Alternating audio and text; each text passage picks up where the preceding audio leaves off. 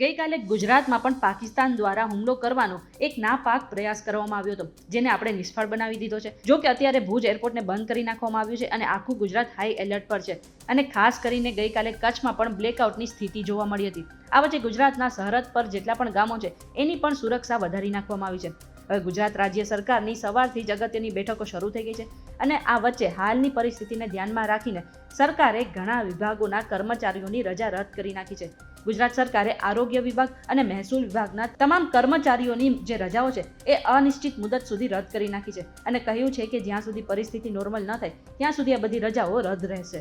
આટલું જ નહીં, ગુજરાત સરકાર દ્વારા ગુજરાત પોલીસના તમામ અધિકારી અને જવાન સહિતના સમગ્ર સ્ટાફની રજા પણ રદ કરી નાખવામાં આવી છે અને આ અંગેનો અધિકારિક પરિપત્ર બહાર પાડતા તમામ પોલીસ કર્મચારીઓને પોતાની ફરજ પર હાજર રહેવા માટે આદેશ પણ આપી નાખવામાં આવ્યો છે. આ સાથે જ તમામ જિલ્લાઓના મહત્વના સ્થળો પર પેટ્રોલિંગ વધારવા તમામ જિલ્લાઓની બોર્ડર પર સઘન ચેકિંગ પણ હાથે ધરવા માટે આદેશ આપી દીધો છે. એવામાં તમારે અત્યારની સ્થિતિમાં ગભરાવાની જરૂર નથી, બસ થોડું સતર્ક રહેવાની જરૂર છે.